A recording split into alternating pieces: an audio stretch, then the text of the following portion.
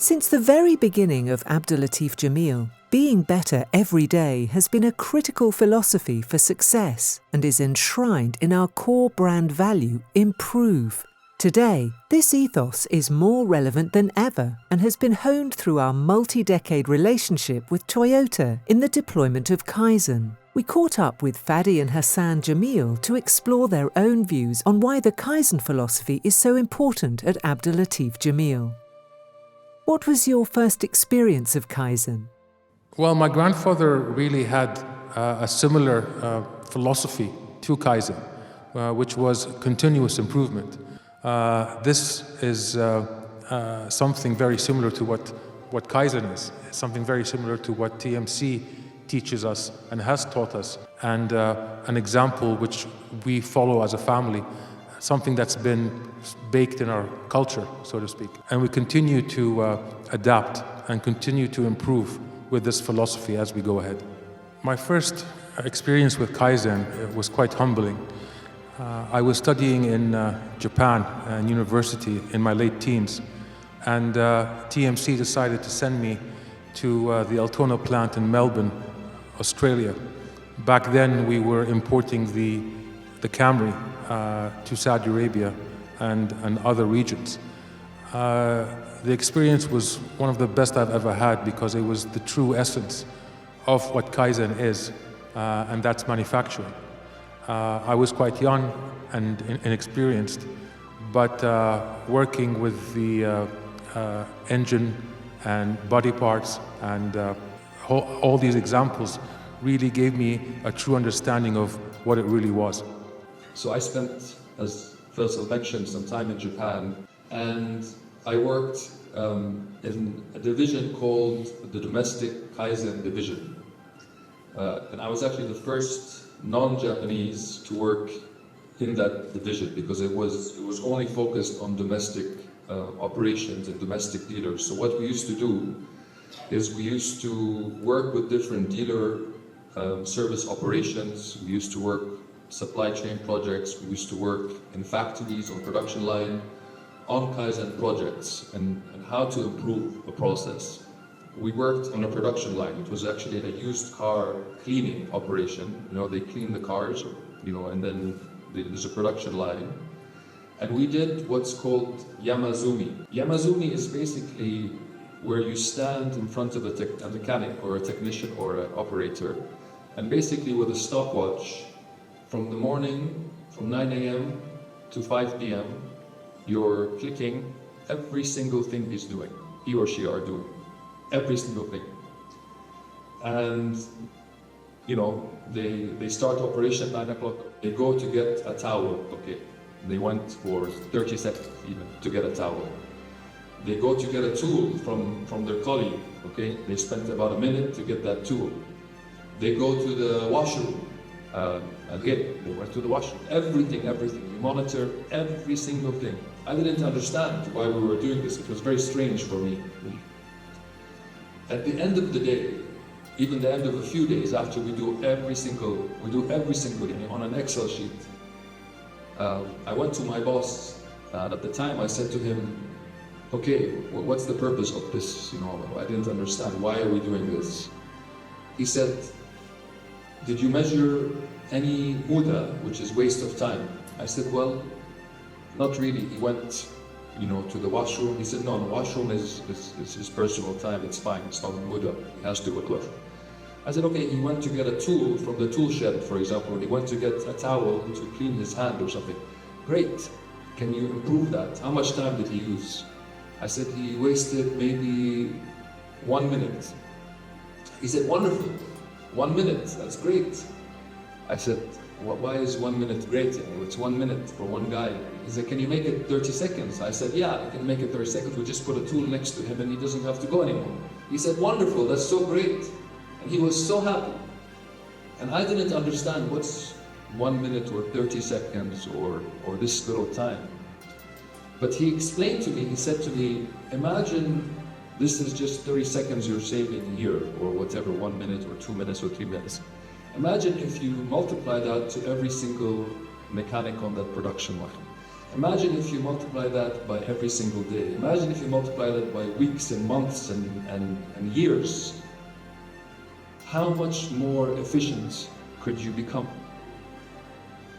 And to me, that's when I realized, okay, I get it. Who is Kaizen for? Now, when people hear this, they think, okay, Kaizen is operational.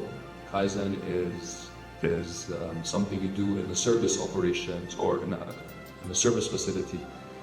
But actually, there is Toyota Way today and Kaizen in hospitals in Japan. You know, there's hospitals that have taken up Toyota Way and Kaizen and Toyota Way production system in hospitals. There is, I just found out when I was in Japan this week or last week, there's something called Office Kaizen. Office Kaizen. There's actually a department in Toyota that has about 50 people, 40, 50 people who focus on Office Kaizen and how does data move, how does data come, how do you organize yourself. So Kaizen is not something that is just for a production line or for service mechanics or for a technician.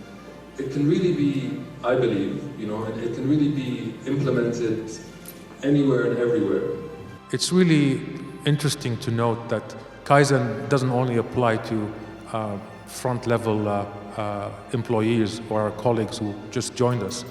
I know of presidents and vice presidents, the chairman himself of TMC uses Kaizen on a daily life basis. It's almost a philosophy to them, and they always talk about it when we meet them. It's a continuous discussion, it's a continuous application, something that we've embraced so strongly at ALJ.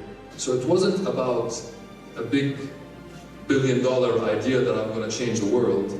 It was about small ideas that are done by every single person in the company that are incremental every single day. And if the organization works on doing this every single day, the whole organization moves together as becoming more efficient and more productive, and that's the mentality of Kaizen. What do you think Kaizen really is? I think there's a misunderstanding with Kaizen that there always is an end game or a conclusion. There really isn't. It's always happening, it will always happen. There is always room for improving the situation or improving your goals. I think we learn and lead by example. I was trained in the Kaizen philosophy. My brother was trained, my father was trained, other members of the family and our colleagues were trained over the last 30 to almost 40 years. So this has really instilled a great respect to these practices, and we'd like to share them with our newfound colleagues. We need to, of course, be adaptable to change. We need to create a structure to be resilient, and we need to be flexible. We need to be able to change with the times. Most importantly is we need to be one team. This culture is really something to embrace because it works so well, and it's extremely fulfilling. Something that I found, and my brother and my father have found quite amazing. Kaizen is not about processes or spreadsheets or filling out forms. It's really applying yourself. It's really allowing others to apply themselves. This is the beauty of it. And once that idea becomes part of what you do, it becomes actually quite easy and something you would want to do and want to use as a tool in your everyday life in business. What are the key success factors for Kaizen? It's about every single person being empowered.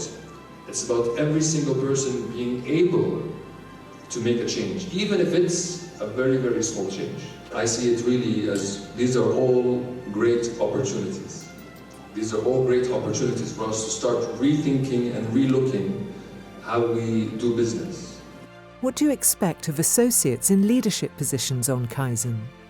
I think from experience, the key factor would be humility. Another factor would be respect for our colleagues across the board. These two things are, we hold very, very dear. We hold very, very, in very high regard. I think it's important for leaders to be very open and very understanding, at the same time allowing people to experiment, allowing people to fail, and really joining in the conversation and listening. Leaders coaching is quite key. It's important for them to understand exactly what the problems are, but also what the conclusions can be. But solving together is more important than just addressing the issue individually. We need to communicate, we need to share, we need to unify each other, and I think that's going to be the main foundation for us to look at this new world that we look at today. So within the Kaizen journey, I think leaders should be showing their best practices as examples, and that could be things that have worked, but also things that haven't worked, and how they've gone and solved these issues. Not a perfect company, but we're aspiring, to always improve, no matter where we are. I think it's our responsibility collectively as leaders is to communicate and say, okay, how can we do this better? I want to talk to you, I want to tell you, and everybody, and all the leaders, including myself, including Faisal, will listen to you. Will say, the way you're doing this in this company, it doesn't really apply, or the way you're doing this in this company, it applies, but we want to change. It doesn't matter, we can have that conversation. I think it's important to have the Kaizen marathons, something that we've been doing for a long time. It gives a spirit of